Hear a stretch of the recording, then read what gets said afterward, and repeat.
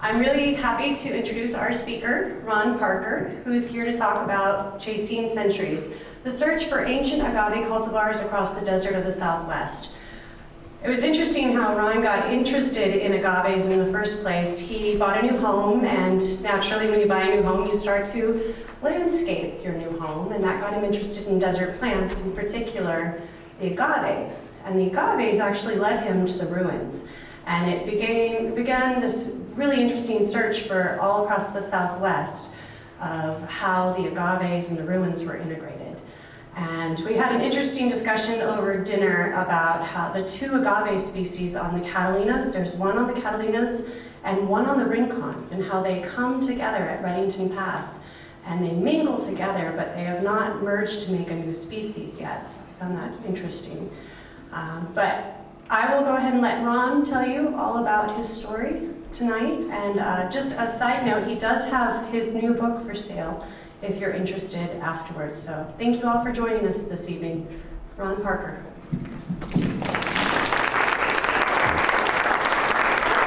Hi, thanks very much. So my name is Ron Parker, and I'm author of the book Chasing Centuries, which tells an interesting tale of some rather fascinating agaves that we found across the desert Southwest, most of which right in central Arizona. And these agaves appear to be anthropogenic cultivars rather than naturally occurring species. And so I developed a little presentation based upon the book, which first takes a quick look at the cultures with which we associate these agaves, then examines the reasons they may have developed and farmed them before taking a close look at the agaves themselves, and ultimately considering their fate. So there are three agrarian cultures in central Arizona with which we primarily associate these agaves. And this includes the Salado and the Sinagua and the Hohokam. And these folks were occupying Arizona from roughly AD 200 through 1450. And some of these folks developed some mad desert farming skills. And so we'll take a quick look at who these folks were. First, we have the Hohokam. They were occupying central Arizona from roughly AD 450 through 1450. They had an expansive territory of some 30,000 square miles with an epicenter in Phoenix, but their range extends north through the New River Mountains and south and southeast through the Tucson Basin and beyond. These folks had a Mesoamerican connection. We know that by virtue of architectural styles and artifacts found at the site. And there seems to be an even stronger connection to some indigenous peoples living along Mexico's west coast. Now the Hohokam had some really mad desert farming skills. They had a litany of tools from which to draw, and it all culminated in the development and maintenance of an extensive canal system that irrigated some 70,000 acres, turning desert into farmland that allowed them to grow cotton and corn and squash and, of course, agaves. So there's a really interesting archaeological study done by the Fishes in the early 1980s. It's not too far from here, just a little west of the Tortolina Mountains near Marana. And these folks noticed some rather unnatural rock formations in the area, and they took a good hard look and ultimately concluded that they had uncovered a 1,200 acre rock mulch farm. And rock mulch is a really interesting idea. It's a terrific idea that gardeners could use today to grow plants in your yards. The idea is to just build these rock piles. They would vary quite a bit in size, but an average rock pile might be 1 meter across and 1/2 meter tall. And then you plant your desert plants around the perimeter of the rock piles. And we've all experienced these fierce summer monsoon rainstorms that we get. And I swear, a couple hours after the sun pops out, in most areas, the ground is just dry as dirt again. Water just doesn't last very long. But under the rock piles, this area can stay moist for days. And that's the idea. It's a rock mulch Rain easily penetrates the rock piles and it holds moisture underneath and it allows them to grow plants. In this case, they decided that this rock mulch farm was used exclusively to grow agave. And they conservatively estimated 100,000 plants growing at any one time with an annual yield of about 10,000 plants, which would translate to about 40 metric tons of edible product. And so growing agaves was a very serious business indeed. Next, we'll look at the Sinagua. The Sinagua were north of the Hohokam. Their territory went from north of Flagstaff down through the Verde Valley. They were there from roughly AD 650 through 1350, and they seemed to get some building styles from the ancestral Puebloans to their north and some farming techniques from the Hohokam to their south, and they probably traded regularly with both. They were all through Red Rock country, all of the mid-sized and small cliff dwellings and exquisite rock art panels that are found in the Sedona area. Most of them are attributed to the Sinagua. And we have 3 anthropogenic agave cultivars with which we associate them with, 2 of which are endemic to the area.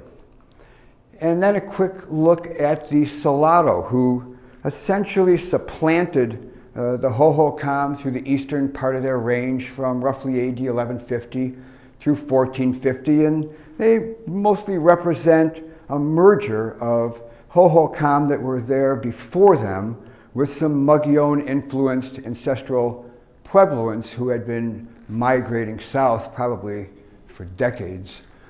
The epicenter of Salado territory from an agave standpoint would be the Tonto Basin area around Roosevelt Lake. But their territory grew and it was pretty expansive, and they went into the Globe Miami area, the Sierra Anca, the Safford Basin, and the San Pedro watershed. So there's one agave cultivar that's found in large numbers through this area, and that is Agave Della Madre. We've found more than 200 Agave Della Madre sites to date. That is far more than all of the rest combined. And it suggests that this area was once very heavily populated. So why were these folks so interested in agaves? Well, they were a natural resource that provided for a lot of their needs. First and foremost would be as a food item. So agaves undergo a fairly dramatic change when they're about to bloom. Marginal spines wane, leaves narrow, and the base of the plants swell as they accumulate fluids, sugars, for subsequent use as nectar in their flowers. That is when they would harvest these agaves for pit roasting. Not coincidentally, that is also when tequila and mezcal growers would harvest agaves, and for the very same reason, because you want them when they're at their very sweetest. So they would pull these agaves up, as many as they could find that were about to bloom, or as many as they needed to feed their people, and they would laboriously trim all the leaves off with primitive stone tools, and you'd be left with something that looked for all the world like a giant pineapple. And they would get these cabezas, which is Spanish for head. That's what the part of the agave that gets pit roasted is called, a cabeza. And they would toss them all into this pit in which a fire had already been going. Then you cover the whole mess up, you start another fire on top. 2 to 4 days later, the agaves are ready to harvest and eat. The taste is often described as similar to molasses and sweet potatoes. I've tasted a couple different agave species. They're really, really tasty. I can't imagine anyone not liking the taste. It's kind of a nutty flavor. It's sweet, but it's not too sweet. The problem with them is that you have to kind of cut a section out. You would get a knife, but they would have just gotten a stone tool and cut a piece out. And then you plop it into your mouth, and most of it, not all of it, but most of it would be laced with a lot of fibrous material. And so They just chew it and chew it and chew it, and all the nutrients they wind up swallowing, and they're left with a big wad of fiber in their mouth, and they need to spit it out. Those are called quids. And so that's the reason why we're probably never going to find agave served at any of our finer restaurants anytime soon. But it really is pretty tasty. I recommend it to anyone who has an opportunity to give it a try. So next, agaves would have been used as a source of drink as well. That same fluid that these soon-to-be blooming agaves are accumulating in the base of their base can be tapped. They can leave the agave in the ground, they can stick a tap in there and draw the fluid out. And that fluid is called the guamiel. I'm sure many of you have seen this very product in grocery stores. Agave Nectar sweetener, that is a guamiel. And if they allow it to ferment for a little while, you wind up with a white, viscous, beer-like drink called pulque. And pulque was used extensively in Mesoamerica. It was considered very sacred and used for certain religious ceremonies and ritual sacrifice. There's some evidence that it's been used in the desert Southwest, certainly not to the extent that it has been in Mesoamerica, and mostly because just the nature of the agaves here. They're much smaller, they don't have as much fluid in them, and so they just wouldn't be able to make as much of it. Next up, we have agaves used as a source of fiber for making clothes and sandals. Been used that way for a long, long time. Building material and other miscellaneous uses. The leaves can be used as makeshift roofing tiles. Terminal spines can be used as construction nails. The bloom stalks make fine walking sticks. Modern day Apaches still craft bloom stalks into musical instruments, including flutes and stringed instruments. And so that's probably been done for a long, long time. And then finally, as a soap or a medicine, certain agaves are very high in saponins.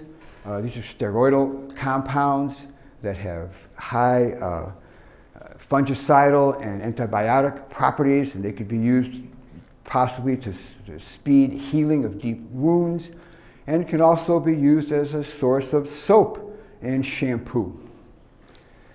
So let's jump ahead to the modern day and take a look at the agave landscape as we see it. We have more than 200 species with an epicenter in Mexico. The range of agaves extends through Central America. They're in the Caribbean, and they're north into the United States, occupying territory in Florida, Texas, New Mexico, Arizona, Utah, Nevada, and California, with the number of taxa in Arizona exceeding the other states combined. There are plants of the mid to high desert. Most agaves are found from altitudes of roughly 3,000 to 7,000 feet. Not all of them. Some are found lower, some are found quite a bit higher, but the vast majority are found in that range, and especially the vast majority of agaves in Arizona are found in that range. Agaves are monocarpic. There's an old wives' tale that leads to their common name of century plants, that they live to be about 100 years old and then they bloom and die. It's partially true. They certainly bloom and they die after they bloom. But most agaves bloom after they're maybe anywhere from 8 to about 40 years old. And I doubt very many of them make it to the ripe old age of 100. So we currently have 22 agave taxa in Arizona. Some of these are varieties and subspecies. Some are presumably anthropogenic cultivars. And that leaves us with 12 naturally occurring species. And 3 of these naturally occurring species are central players in our anthropogenic cultivar drama. And so we'll take a quick look at those next.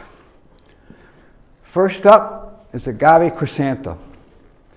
Chrysanthus is found in the range of almost all of the cultivars. And that's true via latitude, longitude, and elevation. Most of the cultivars grow very near Chrysanthus. And Chrysanthus is not an uncommon agave. They're very common. They're found all through central Arizona, just as the range map indicates. And these folks would have encountered Agave Chrysanthus all the time. So why would they have gone to the trouble to develop the cultivars? Well, to me, it just screams that they just didn't like Chrysanthus. They just didn't like it. They didn't like to eat it. Maybe it was too much work to prepare, to pit roast. Maybe it wasn't a good source of fiber. I don't know. But they weren't too fond of it. That seems clear. If they were, there was plenty of it there to harvest. They would have just used it and not gone to all the trouble. And believe me, it was a lot of trouble. It would have been multi-generational to develop these cultivars. So the plant shown is from the northern part of Chrysanthus range. They're smaller, they're bluer, they have wider leaves.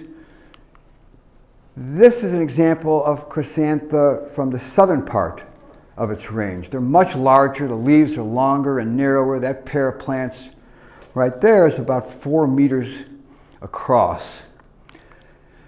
And then here's another example of Chrysanthus. I found this plant in the northern part of its range. It is the only fully variegated agave I've ever found in habitat. It bears no particular relevance to the story I'm telling today, but I just thought it might generate a few oohs and ahs. Next up, we have Agave Pomeroy. Pomeroy grows a lot around here, around the Tucson area and south and east of Tucson, and it's a very common landscape plant used in the Tucson area as well. It resembles the southern form of Chrysanthus somewhat. They're easily told apart by their flowers. They do not grow together for the most part. You can see from the range map that the range of Pomeroy pretty much starts up where Chrysanthus leaves off. That plant shown is about 5 feet tall and 6 feet across, something like that. On average, this is Arizona's largest agave. Here's another example of Pomeroy. That larger plant up toward the right is about 7 feet across. And Pomeroy doesn't grow with these cultivars at all. They're found in a different part of the state than the cultivars are found, but Pomeroy seems to be the most closely related naturally occurring agave to the cultivars. And we know that by virtue of flower morphology and more recently DNA analysis. And unlike Chrysanthus, indigenous Native Americans are quite fond of Pomeroy. The leaves are easily trimmed off, it's easily pit roasted, it's sweet, it's tasty. They liked it. They didn't like Chrysanthus, but they liked Pomeroy. And so it would make sense that if you were going to develop cultivars to farm, that you would start with the plant that you like as a base for further refinement. And it appears that they did just that with Pomeroy. Now, if you look at this bloom shot of Pomeroy, you might notice something a little peculiar about it. There seem to be 2 different kinds of blooms. That plant in the center has a pretty marked reddish tint to the blooms, and the other blooms surrounding it are all yellow. As far as I know, Pomeroy is the only agave anywhere that demonstrates this type of bloom color dichotomy. I have my own suspicions as to why this is. It probably has to do with the tinkerings of ancient peoples that were living in the area, moving plants about here and there. And all through Pomeroy's range, you wind up with this dichotomy, and it varies a lot from place to place. Sometimes you have 90% of the blooms red. Sometimes you have 90% of them yellow, or anywhere in between. It's really unusual. It doesn't really seem natural. I just have a feeling, no real proof, but just a feeling that there's an anthropogenic hand in this somewhere. And an interesting thing as well is that all of our cultivars seem to align pretty well with either the yellow form or the reddish form of Pomeroy blooms. And we'll see that a little later on when we're looking at the cultivars. Next up, we have Agave Perryi. And Perryi also grows in this area. It grows all through Arizona. You can see from the range map, it overlaps the range of both Pomeroy and Chrysanthus. You would never mistake Perryi for Chrysantha or for Pomeroy or for the cultivars, and you might mistake Pomeroy for Chrysantha, and you might mistake Chrysantha for the cultivars. There's a similar look to these plants. Perii is something very, very different. It grows at higher elevation than these other agaves. In fact, it is Arizona's only montane agave. The plant shown in this picture, shot that right at near the top of Mount Lemmon, not too far from here. Here's another shot of Agave Perii. That plant in the center is the largest Perii I've ever seen. By the time it bloomed, it was 54 inches across and 48 inches tall, and that is an absolute monster of an Agave Perii. And the reason I include Perii in this presentation is because even though it doesn't seem to be especially related to these cultivars, the same folks who developed and were farming and gardening these cultivars also demonstrated quite an interest in Agave Perii. And I know that because all across the state, I find patches of Agave Perii in areas where it does not grow naturally. There's quite a few just east of here. There's quite a few in Sinagua territory up north and Salado territory as well. There's no way that they would have gotten there naturally, and yet there they are. And the most likely explanation is that they were moved there by ancient Native Americans. And in fact, in a couple of places, I find Perii growing side by side with some of our known cultivars. So more evidence to fuel that fire. Here's a bloom shot of Agave Perii. It's one of the most beautiful agave flowers in all the world. It's absolutely breathtaking to see in person. If you ever get an opportunity to see a scene like this, jump at it. It is really something you'll never forget it. And you can see from the flowers, they look quite a bit different than the flowers of Agave Pomeroy, and they look quite a bit different from those of Chrysantha as well. So it seems that in some cases, our ancient Native Americans decided they could build a better mousetrap. And they undoubtedly used selection and probably hybridization to try to build a better agave that would better suit their needs. There are currently 5 formally described agave cultivars. These are all in Arizona, and they all have certain qualities in common. They're all found near archaeological sites, for one thing, all of them. They're all mid-sized. They're all reproductively compromised, which is how they were found in the first place, or at least noticed in the first place. All 5 are reproductively compromised. One is a bulbal producer. That would be Agave Murphyi, and that is probably the agave that was found at the Fish's rock mulch farm. It was probably Agave Murphyi. It has a common name of the Hohokam agave. It is a bulbal producer, and what bulbals are little plantlets that form on bloom stalks where seed pods would normally be found. It's a really nice deal if you're interested in farming these things, because now you go to harvest them and you have 500 or so weather-toughened little plantlets to replace those that you just harvested. Very, very convenient. It's much, much easier than trying to grow from seed, and they produce bulbals in far greater numbers than they do offsets. So next up, we have large, healthy cabezas, and they all have large, healthy cabezas, and they also all have soft, pliable leaves that are easily cut, and this is a very big deal. That is something that they undoubtedly would have been selecting for a long, long time. All the rest of it be damned.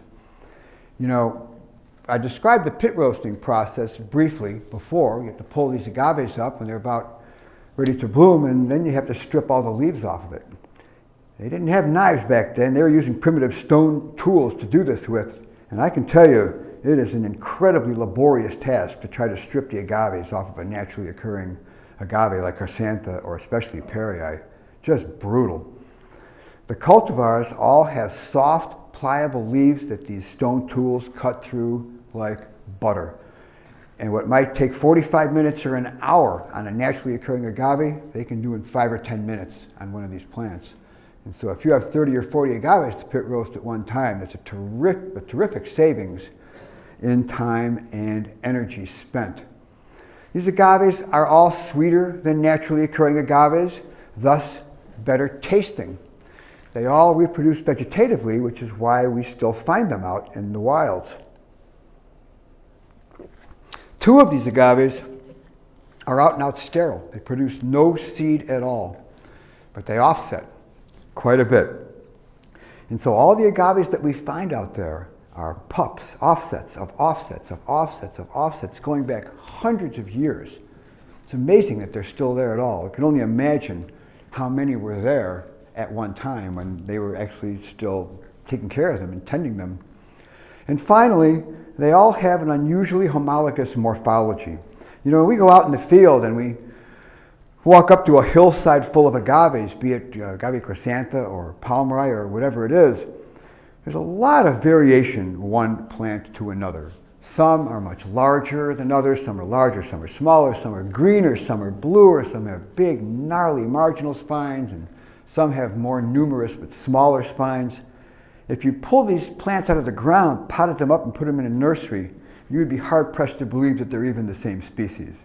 There's a great deal of variety. Not the case with the cultivars. There is almost no variation one plant to another in all of these cultivars, not only in individual populations, but across the entire breadth of their range. And that's because they're all clones. They're all clones. They're all genetic clones, be it from bulbal or be it from offset. There's almost no seed development going on with these guys. A couple of them do produce a little bit of seed, maybe 5% of what a naturally occurring agave might produce. But the area in which they grow is too harsh for the development of seedlings. So even there, they're all genetic clones. And so when we go out in the field and I find a little patch of isolated agaves that I don't recognize right off, and they all look identical and they have soft pliable leaves, my cultivar suspicion meter often starts ticking. So let's take a look at our cultivars now. The first one we will look at is Agave Murphyi. This is the Hohokam agave that was almost undoubtedly grown at this rock mulch farm near Marana. There's been quite a few more rock mulch farms found in the meantime. There's no evidence to suggest that it was Murphyi other than circumstantial, but the circumstantial evidence is pretty strong. We know where a Murphyi hails from. It hails from western Mexico. It was developed in western Mexico. It was brought north via trade. It's far more tolerant of sun, of really hot, harsh desert conditions than any naturally occurring agave in Arizona, and can tolerate low elevations here. There's about 22 patches of Murphyi left, 22 that I know of anyways. And some of them are growing at elevations as low as 1,800 feet. And just about any other agave you could think of would just turn into a pile of ash in no time at that elevation, especially if there was nobody around to water it all the time. But Murphyi does well. And this rock mulch farm in Marana was at a pretty low elevation. And between its tolerance of the heat and the fact that it was a bulbal producer, it's pretty strong evidence that that would be the agave that they were farming there.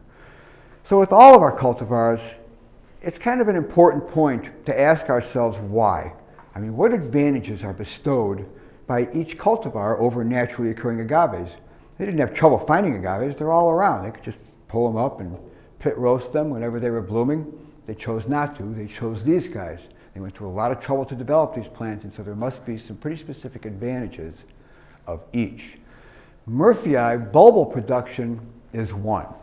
That's a really big advantage, and it probably launched agaves in general as a large, big, money crop for these folks. They may have been tending agave gardens for a long time before, but 100,000 plants in one 1,200-acre rock mulch farm, that's probably a result of the bulbal production of Agave Murphyi, that they were able to get their hands on that many plants and reproduce them in such a way that they could farm them. The other advantage of Murphyi is bloom time. Now this is another big advantage. Most of the agaves in Arizona bloom at about the same time. There's maybe a window of 4 months total. In any one area in Arizona, it might be 2 months, a little 2-month window. And you can't just harvest these guys whenever you get a hankering for some nice agave flesh, you have to pull them out of the ground when they're about ready to bloom, when they're ready, just like with any other money crop. But Murphyii has a completely different bloom time, completely different. And it starts throwing this stalk up it's about 4 or 5 months later than all naturally occurring agaves in Arizona. And so it would provide these folks with a source of food at a time when naturally occurring agaves do not. And so that's a really big advantage. Here's another shot of Agave Murphyii. This is a happy, healthy little patch going around Lake Pleasant. Most of the Murphyii left growing in the state in the wild is found around New River and the Lake Pleasant area. Really, really harsh areas. Here's another shot of Murphyii blooming. You can see on some of the lower stalks there are open flowers and they're yellow, and Murphyii stalks are a little shorter than most naturally occurring agaves in Arizona. The stalks average about 12 to 15 feet. And if you were to come back and revisit that plant and about 3 or 4 months later, this is what you would find. Those are the bulbils. They're just growing out on these stalks where the flowers were, where just almost any naturally occurring agave would be forming seed, would be developing these oval seed pods. Murphyii is not the only bulbul producer among agaves. There are a few others. In my opinion, they all have an anthropogenic hand in them. And in fact, many of these bulbul producers are related to each other. And they're related to a naturally occurring agave that occurs along Mexico's west coast. The tequila agave is another one in this group. And the sisal agave and Phorcroides are other ones. And they're all in the same bunch. And Phorcroides and Sisalana are farmed, even to this day, all over the world, a lot less so than they may have been a few decades ago, but they still are as a source of fiber. Next up, we're going to look at Agave Della Madre. Della Madre is the agave that's found in Salado territory. And as I had mentioned before, I've found more than 200 Della Madre sites in this area. That is far, far more than all of the rest of them combined. And Della Madre is completely sterile. Doesn't produce seed. It does produce pollen, and it can hybridize, it can fertilize some naturally occurring agaves in the area growing with them. But Chrysanthus is a tetraploid, and these naturally occurring agaves are diploid, and so they produce sterile triploid progeny. And so these hybrids never really get too far. They never stray too far from the Della Madre, and they have no way to spread across the land as a naturally occurring agave might. So Della Madre, as you can see from the picture, is a gorgeous agave. It's a really pretty plant, beautiful blue, deeply banded. They have a sharply ascending posture, which gives them a really unusual look. You can spot them and you can tell them apart from most other agaves just based on their posture. You know, most agaves are just rosettes and they spread out in this beautiful form, but Della Madre tend to grow very upright. It gives them a pretty unique look. So the big advantage of Della Madre over naturally occurring agaves is that they are sweeter. They're sweeter and they have soft, pliable leaves that are easily cut. We find some Murphyii patches in Salado territory as well. Not many. There's about 40 or 50 Della Madre patches for each Murphyii patch that we have found. And that suggests, for reasons that are beyond me, that these folks abandoned Murphyii and favored Della Madre. Della Madre may be sweeter, it may taste better, but Murphyii offers these great advantages of bulbul production and the fact that they have a different bloom time, and yet these folks seemed to abandon it. I have no idea why. Maybe they just liked Della Madre that much more. Maybe they just associated Murphyii with their prior culture and just, maybe it was just some religious or superstitious thing. I have no idea. But they ditched it and they went to Della Madre wherever the Salado popped up. And here's another shot of Agave Della Madre. This is a happy, healthy patch that we found a little bit northeast of Globe, just south of Sierra Ancha in an area called the Blackjack Mountains. There's quite a few Della Madre there. And then here we have a bloom shot of Della Madre, along with one of Della Madre's favorite pollinators, taking a little rest on the third branch. Of course, that pollinator doesn't do Della Madre very much good because it's sterile, but boy, hummingbirds just really love agave nectar. And you can see from the looks of these flowers, if you recall, I mentioned when I had the photo up of the Pomeroy blooms, that these cultivar blooms bore a great resemblance to them. And Della Madre bears a very strong resemblance to the reddish form of Pomeroy blooms. They're not quite identical, but they're very, very close. And of course, they are closely related. Next up, we have Agave Phillipsiana. Phillipsiana is about the same size as Della Madre. It's about 3.5 feet tall. It also has an ascending posture, as Della Madre does, not quite as sharply ascending. The leaves are a little narrower. It's greener. It's a really, really pretty agave. It's probably my favorite of the whole bunch. And like Della Madre, it is also 100% seed sterile, incapable of producing seeds. All the seed pods drop off immediately after flowering. But again, like Della Madre, they do produce pollen, and they can fertilize some naturally occurring agaves if they're growing close enough and blooming at the same time. So the advantages of Phillipsiana, similar to Della Madre, certainly. The soft pliable leaves, they're sweeter, and like Agave Murphyi, Phillipsiana also has an advantageous bloom time. Not as radically advantageous as Murphyi, but Phillipsiana does bloom about 2 weeks later than all naturally occurring agaves in the area, and so it extends the harvest season for these plants, and again, provides a source of food at a time when naturally occurring agaves do not. So that's a big advantage. Here's another shot of Phillipsiana. This bunch was found a little bit south of Prescott. And Phillipsiana is apart from all of our other cultivars in one unusual sense. It's found as a pretty broad range through Arizona. It pretty much mirrors the range of Della Madre, although it's not nearly as common as Della Madre. But it's also found in the Grand Canyon of all places. It's really odd. It's just about the last place you would expect to find a plant like this, because most agaves would just freeze to death up there. But Phillipsiana is really, really hardy. It's good down to about 5 above Fahrenheit. And it adds another level of intrigue as to where this plant came from and who to associate them with. We broadly associate Phillipsiana with Sinagua, but the fact that it's found in the Grand Canyon suggests a lot of other possibilities. Maybe, we don't know how long ago they've been there, they popped up there. Maybe they were associated with the ancestral Puebloans, we don't know. Maybe it was the southern Paiutes who moved into the area after the ancestral Puebloans left. I have no idea, but it's just kind of an added level of intrigue that separates Phillipsiana from the rest of the bunch.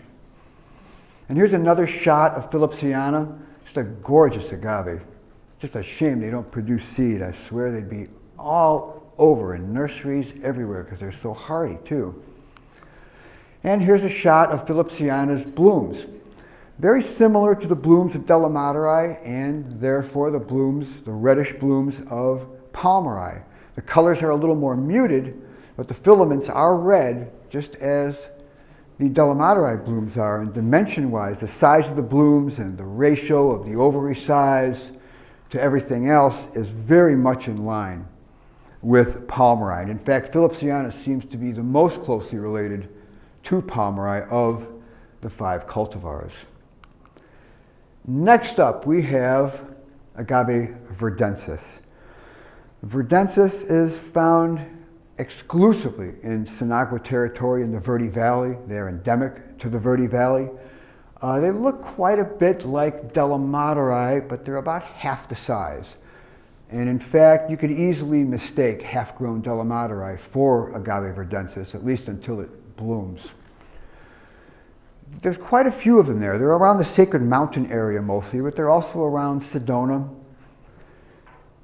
Really pretty little agave, probably the sweetest of them all. There's a little area off of 260, a little place called, oh God, what is it called again?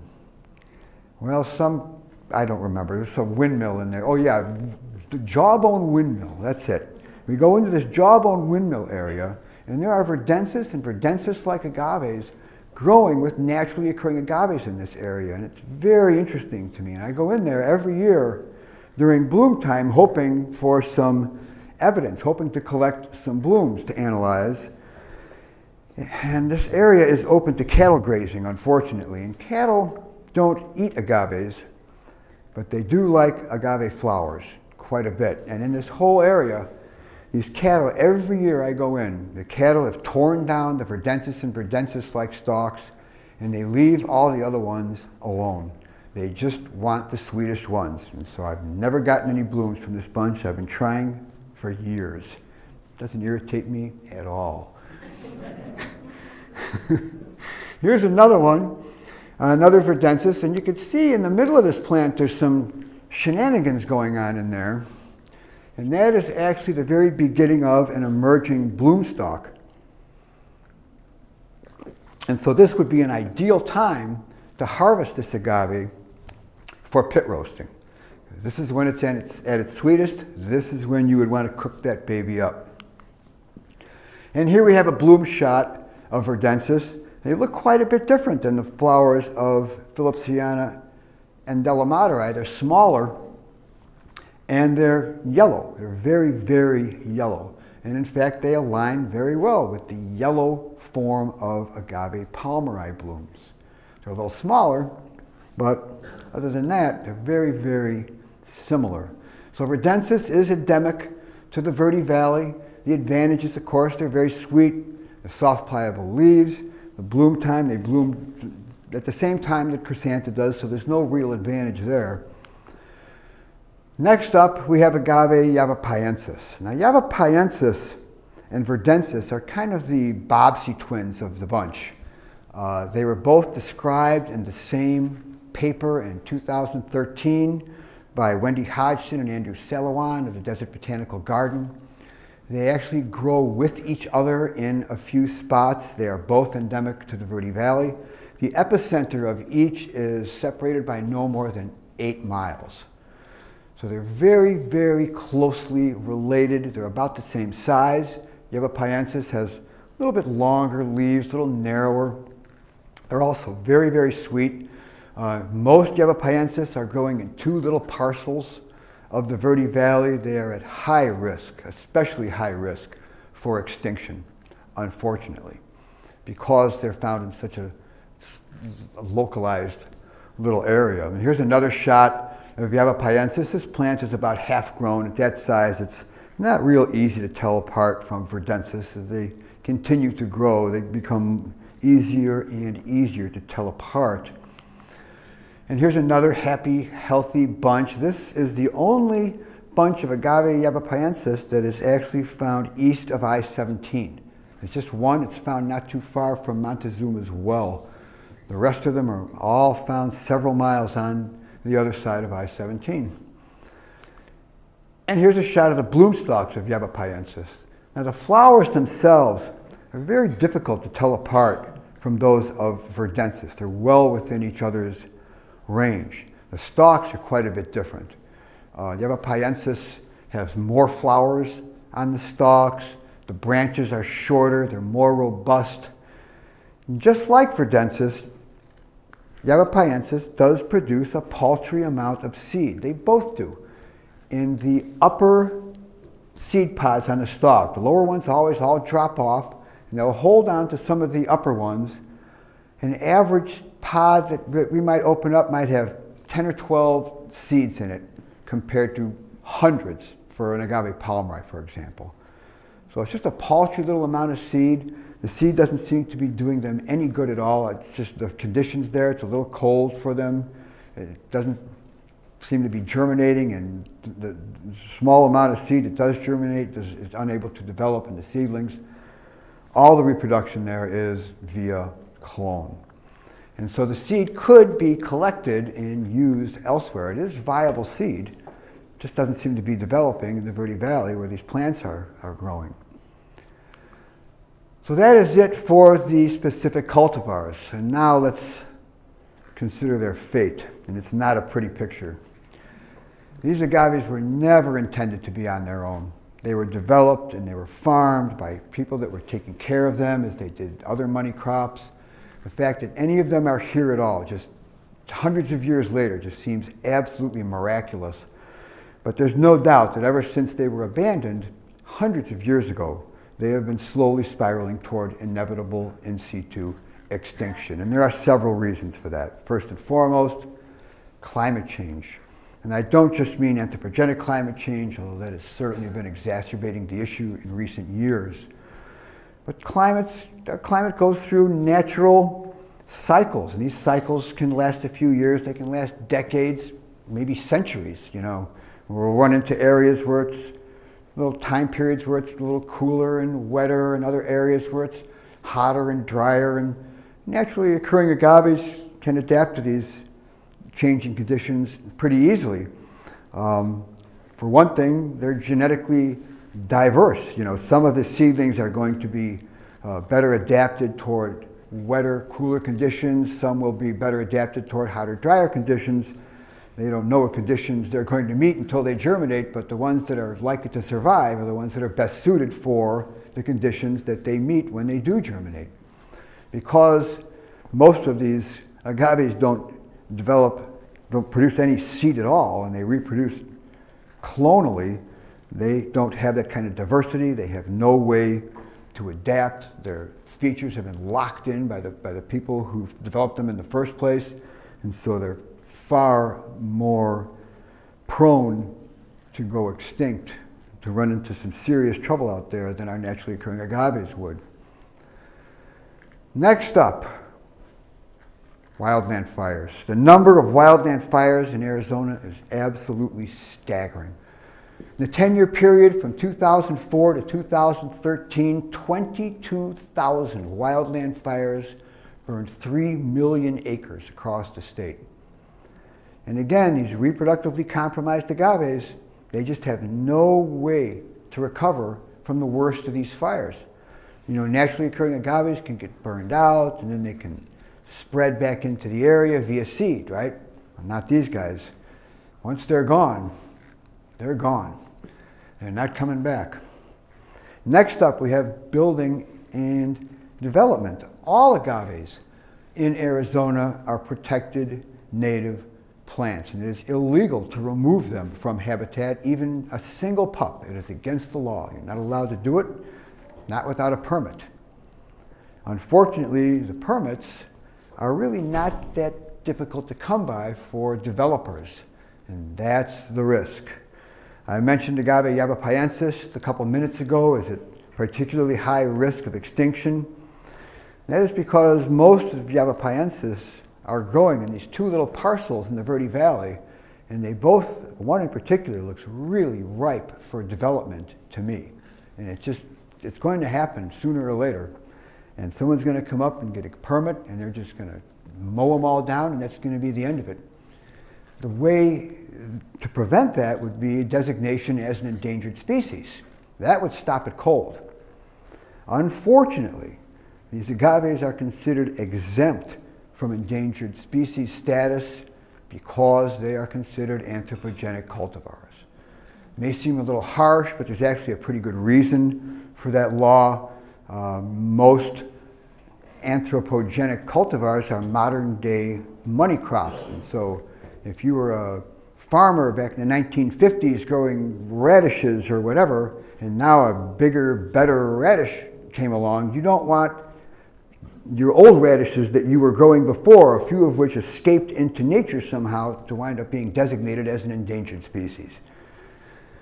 Now, it seems to me that all these agaves were here before Europeans ever stepped foot in the Americas, and that might afford them some special consideration, but to date it has not.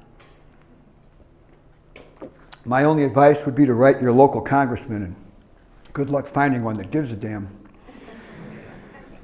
Next up, we have agave mite. So we've been in an extended drought period in Arizona now for about 3 decades. And that weakens the agaves, all agaves. It weakens naturally occurring agaves, the cultivars, it weakens them all. And it leaves them more susceptible to pathogens, unfortunately. And one pathogen that's been having its a real good time of things for the last 10 years at least is agave mite. And agave mite is a microscopic little pest, and it sucks on the juices of agaves. It feeds exclusively on agaves. It causes lesions on the plants, can kill them. It can kill them at times, and it has another very unfortunate effect on the cultivars in particular.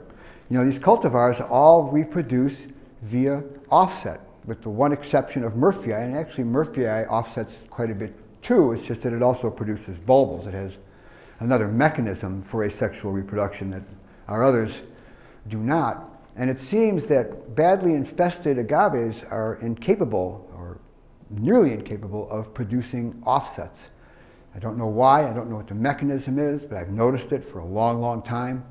And so agave mite in and of itself could contribute substantially to the extinction of these agaves. And just last year we found an Agave verdensis patch that had been wiped out by agave mite. And again, once gone, there's no way back. It's gone forever. And I touched on a genetic diversity deficit when I was talking about climate change. It just generally makes these plants less robust, less able to deal with changing conditions, less able to survive than naturally occurring agaves. So let's try to be positive to what extent we can. If their in situ extinction is inevitable, their ex situ extinction is certainly not. Agave Murphyii is one of the most popular landscape plants found anywhere in the Phoenix area. It is in shopping malls, street medians, people's yards. It's everywhere. It's used the way that Agave Pomeroy, in fact, is used in the Tucson area. Very popular, probably because they grow not too far from Phoenix, and all the bulbils, of course. Once you start with bulbils, you have one that blooms. Oh my God, what do I do with these 500 plants? Well, you give them to friends, or because you'd rather do that than have them wind up in a landfill, right? So they're just everywhere up there. And so Agave Murphyii isn't going anywhere within that context. Next up, we have Agave verdensis and Agave Yavapai Ensis. As I had mentioned, each of these species does produce a small amount of seed, and that seed doesn't seem to be doing them very much good where they are. So that seed can be collected and distributed to interested parties across the planet, thus ensuring its survival. Agave Phillipsiana and Della Madre are at greater risk. They are each sterile, but each produces offsets prodigiously under ideal conditions. And so with a modicum of care and concern, these plants can be conserved and distributed to conservatories and botanic gardens, and hopefully even our gardens someday, hopefully for generations to come. That, ladies and gentlemen, is the end of my presentation. I would be happy to field any questions that you might have at this time. Thank you. Thank you kindly. Any questions? Yes, sir. Would you explain what a cultivar is in comparison to a variety, and then how you're able to determine that it's a cultivar, not a naturally occurring species? Okay. A variety, it's not an easy question to answer because the meaning of these terms changes, and modern taxonomy suggests that variety should be considered the same as subspecies, and that wasn't always the case. Up until recently, it would have just been considered just something that was distinct, maybe not genetically distinct, but distinct. Like such and such species just looks different in a certain area, and you could tell. You could hold one in your hand and you'll know where it's from, because that would be enough to call it a variety. Now it does require, I guess, some degree of genetic diversity. But to answer your bigger question, the way that it's easy to tell them apart is that these are all reproductively compromised. You know, Della Madre and Phillipsiana are sterile.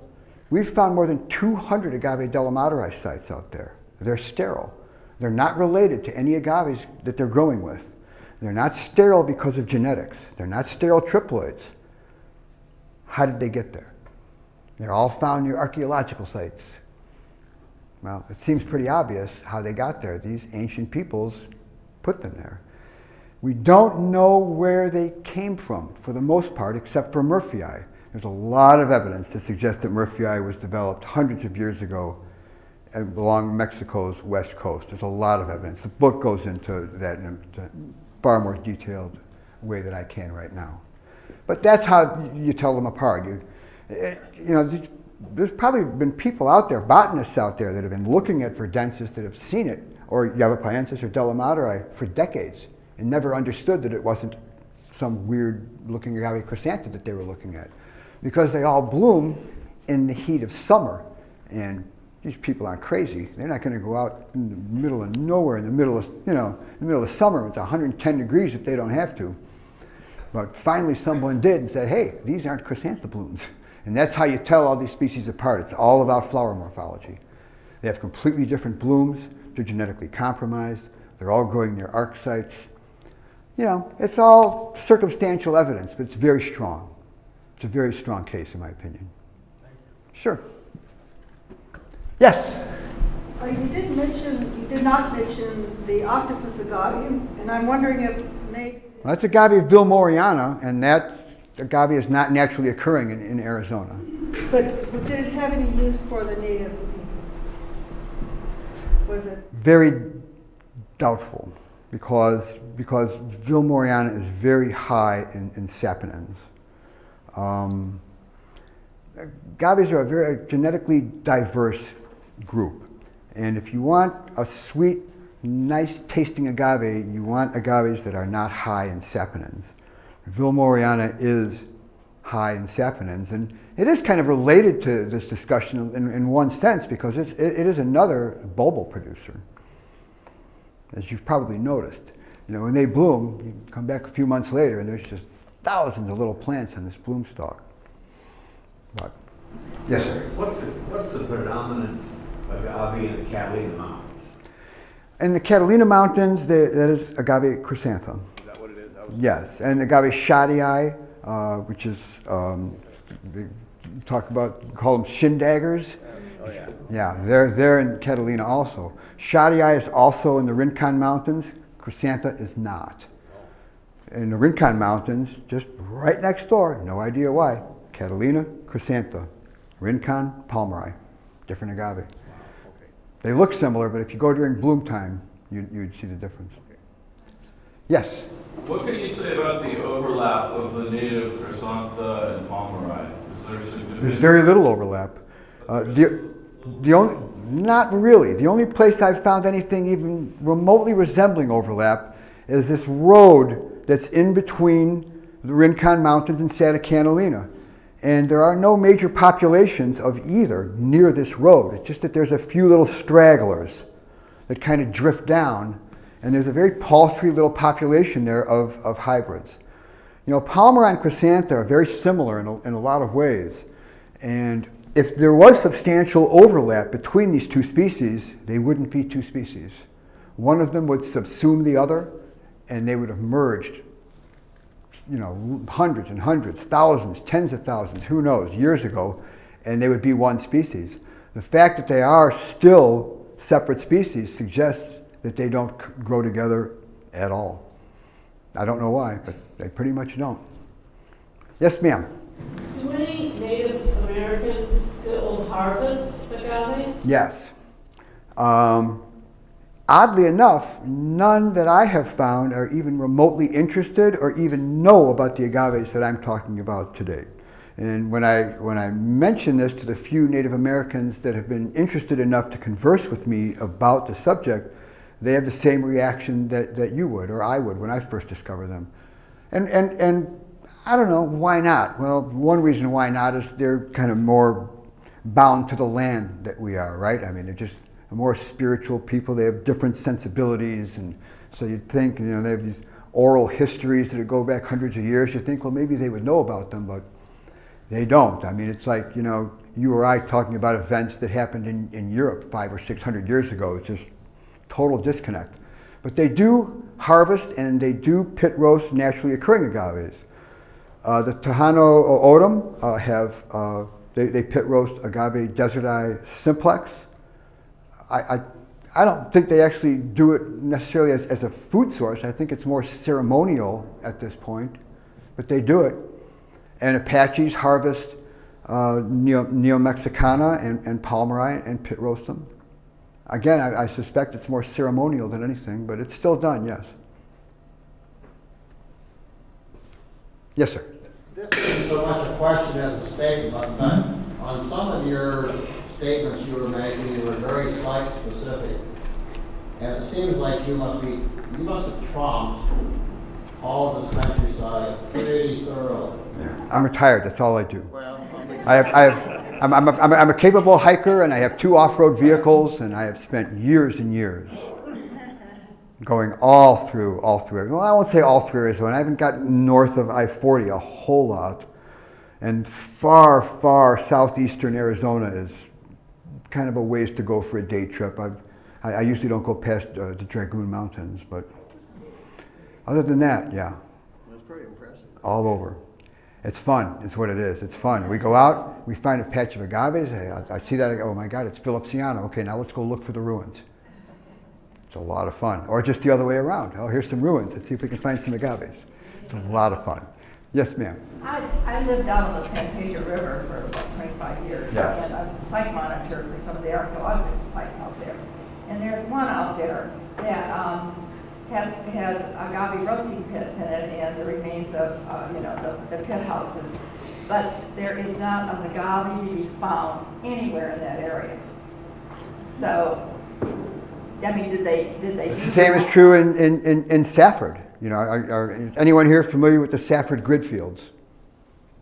Yes. So the Safford grid fields would have been the same situation as the fishes found by Marana. It was another agave rock mulch farm. There's no agaves growing anywhere near there. I mean, they were tended. It was almost certainly Agave Murphyii. It was just done hundreds and hundreds of years ago. The caretakers left when the agaves just couldn't make it without them. There are some agave cultivars in the San Pedro watershed, absolutely. Maybe a little further north than where you were.